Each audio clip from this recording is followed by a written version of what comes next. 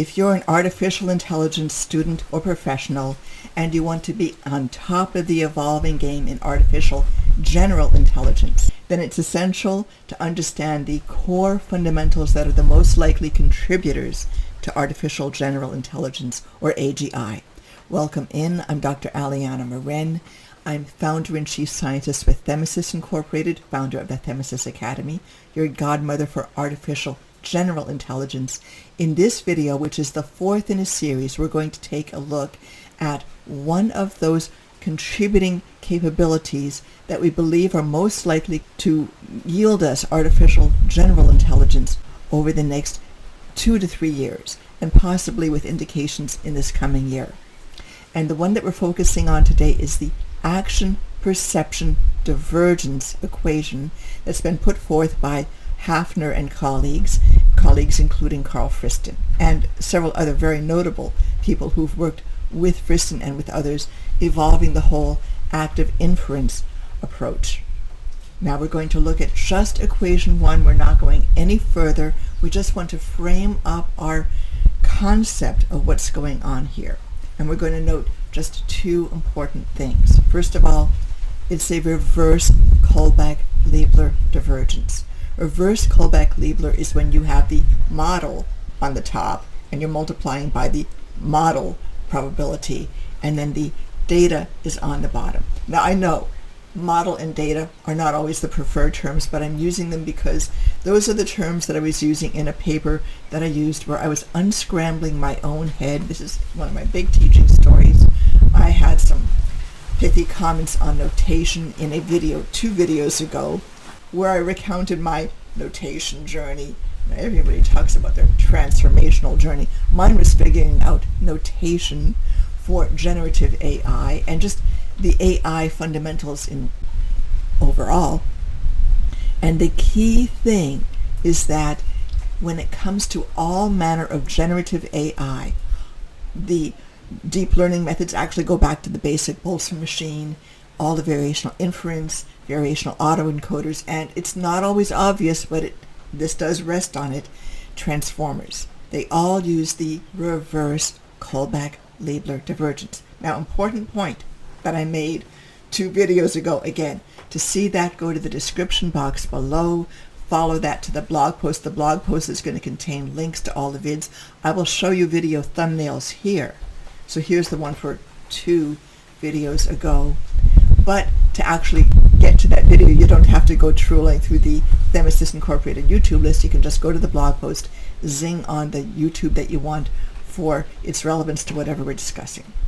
I'm trying to make things organized and easy for you. Now, here's the thing. This is the notation part, okay? Notation being the biggest tripwire that we encounter as we start reading the original works, even the commentaries on original works. And it's this. Most of the time, when you're talking about the data or the representation that you're trying to model, you use P. P is the probability of that which is being observed. When we're talking about the model, we use Q. When we write the Kullback-Leibler divergence, the thing that is first is the one that is going to be on the top of that logarithmic function of the 2 things that are having one thing divided by the other, and it is also the one that is multiplying. So it's the dominant reference.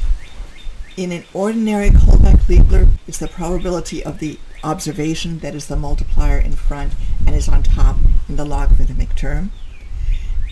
In the reverse Kullback-Leibler, you're testing various models with their associated parameters to see which model gives you the best fit against the data. Oh, that is different. So you'll see the model term first. Now, how do you know what you're seeing? How do you know whether it's the reverse Kullback-Leibler or the regular Kullback-Leibler? Well, thank God the authors typically tell us. You just have to look for that. And that's what they say here in this paper by Hafner et al. It's the reverse Kullback-Leibler. And it was at this point that I realized I'd gotten myself once again into some notational quicksand.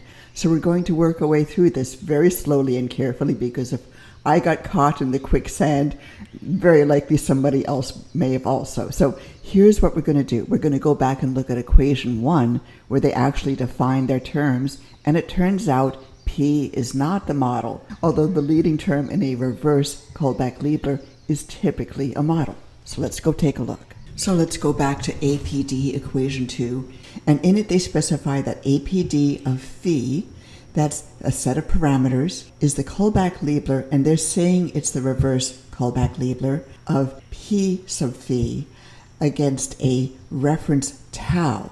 Now, they use tau to define a target distribution. So it's not a model, and it's not a given probability distribution that you already have. It's a target. Slightly different from how we usually conceptualize this. Once we get that, it works. Now let's give our attention to the probability distribution P sub phi of x and z, where the variables x are the observed variables and z are the latents. The authors state that this distribution P sub phi can actually be generative according to that parameter vector phi. So this gives us something a little bit different from the typical reverse callback-Liebler divergence, where we're comparing versions of a model, that is a parameterized model, against a target distribution. And we'll go with the notation of target distribution here. That's just fine. However, instead of comparing the typical model versus his target, which is what you usually get when you're doing a reverse callback-Liebler, they're comparing a set of random variables distributed according to their generative process or actual distribution. And as a key reference, in fact the only reference that they use when they introduce their reverse callback-Liebler notation, they offer this paper that is really very obscure. So I've got to admit, this paper by César and Matus, 2003, may be elegant, beautiful, abstract, esoteric, austere. It may have so many wonderful things going for it, and I believe it does, but it is out of reach for the common person. That includes me. More importantly, the question is why? So I'm speaking now directly to the authors. When you're offering notation that is a bit different from standard, why not make a point of discussing the standard notation, for example, the work by Bly et al., and even the early work by Friston, where he's using reverse callback-Liebler notation as he introduces his active inference.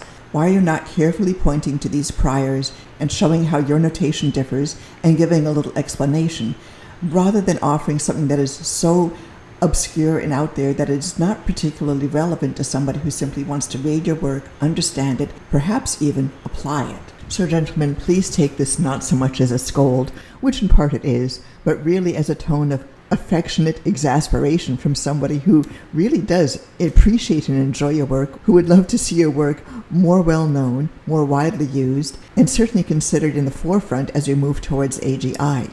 But in order for that to happen, you need to have a little bit better between-thread continuity amongst the works that you're producing. And since we're on the subject, let me add a little further note. Let's all of us notice that Friston's early work posed that conundrum of Q being the model of psi, that's the external environment, as being dependent on lambda, which were the states of the internal representation. And that early work just seemed so paradoxical and confusing, because a person would reasonably ask, why does my external reality psi depend on the internal states of a representation? Let's zoom out a little bit and go from the close focus on action perception divergence to the origin story, starting with variational inference. Variational inference is an approximation method. The gist of it is we're going to find the parameters that create the best fit of a model to a set of data. It essentially revolves around reducing a callback-Liebler divergence. There's a beautiful paper that gives a very nice historical overview of the evolution of variational inference by Piero Scaruffi, and of course I linked to that in the blog post. The notion of active inference comes out of variational inference, and the key concepts here that differentiate it are twofold. First of all, it deals with modeling through time. The idea is to project the model parameters that you need to keep that callback-Liebler divergence minimized over time. And secondly, there's a very specific focus by Carl Friston using concepts and notation put forth by Matthew Beale in his 2004 dissertation that use the notion of representing the outside world, which we refer to as psi, which is separated from our representation by a Markov blanket. So we have action and perception agents, if you will, that can act on this psi, this external world, and receive information from psi. And we see that there's a very explicit representation of psi in Friston's notation. But we drop that psi notation as we move into action perception divergence. When we get to action perception divergence, or APD, it's more or less subsumed into the thinking, although the notions of having agents, both action and perception agents, are retained. This whole notion of how psi can actually depend on internal states within the representation is sort of mind-bendy. I've spent a lot of time putting together a Friston interpretation. You might find that this YouTube that I've done on Friston's use of psi is useful for you, and I have associated with it a long series of blog posts, as well as a fairly substantive tutorial paper where I was teaching myself both active inference according to Friston and variational inference. That brings us to where we are now, where action perception divergence has risen from active inference as a more generalized approach. We spent our entire discussion so far focusing just on one aspect, which is that it is a form of a reverse Kullback-Leibler divergence. Good, got that, just so long as we're all clear. Second important point. In action perception divergence, APD, we don't start off by writing a conditional dependence of the latent variable z on the observed x. Instead, we start with a joint probability distribution of the latents and the observables of z and x. You've got p and tau being functions of the latent and the observables. This is not a conditional dependence, already? Not a conditional dependence, which is what we are so used to seeing when we start looking at generative AI. Now for comparison, let's go back to that paper on variational inference by Bly et al.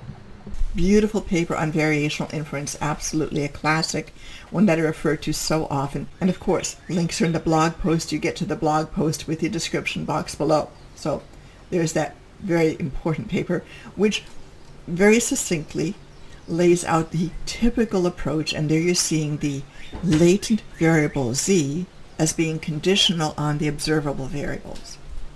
But here, they're joint probabilities. Now we're not going to worry. As they progress through derivations, they'll show us that you can make one thing. We all know our Bayesian. We know that if you have a joint probability, you can do a little bit of manipulation and get conditional probabilities and other terms as needed. So that will evolve as we go along. But it's interesting that they start with a non-conditional probabilistic expression instead of the typical situation where we have a latent variable as being conditioned on the observables. Let's just hold that as our thought, and quickly, we know that we're going to get into, because the whole action perception divergence approach is generative, we will be seeing those conditional dependencies. But as I mentioned in the most preceding vid, the one where I was spending more time discussing LeCun and suggesting that we set up the dialogue between Friston's work over here. I'm trying to make sure it's going to be on your left-hand side when you look at the picture, my right here. Friston's work, action perception, and LeCun talking about JEPA, joint embedding predictive architectures, that LeCun very specifically says not generative. So we're going to be looking at a contrast and compare generative versus not generative. It'd be so much fun to start going through those equations with you and taking our understanding and getting insights and clarity as we progress along. For our next video in the series, we're going to start going through the actual derivation for equation 3, and we're leading towards a worked example. So please take advantage of the time between this vid and the emergence of the next to go through some of the resources in the blog post. I link to the original papers that we've been discussing, to prior YouTubes, to prior blog posts, and occasionally to YouTubes by others. So enjoy, have a fabulous time. It'll be marvelous to have some time with you again. Now just a quick word before we go. We're moving into free energy territory, smack in the heart of statistical mechanics. And if you're not already very strong in your stat mech, we invite you to check out our Themesis short course, Top 10 Terms in Statistical Mechanics. It's got what you need in order to read variational inference, active inference, and APD. Please join us there for a quick review of 3 weeks top 10 terms plus fabulous bonuses, and for the very near future, I'm spending extraordinary amounts of time with students, so please check us out and sign up soon. Please be sure to visit the Themesis website, opt in at the Themesis About page. Scroll down, find the opt-in box, do the opt-in thing, click on the confirmation emails, and move your emails to your preferred folder so you can be aware of all the latest blogs, YouTubes, special offers.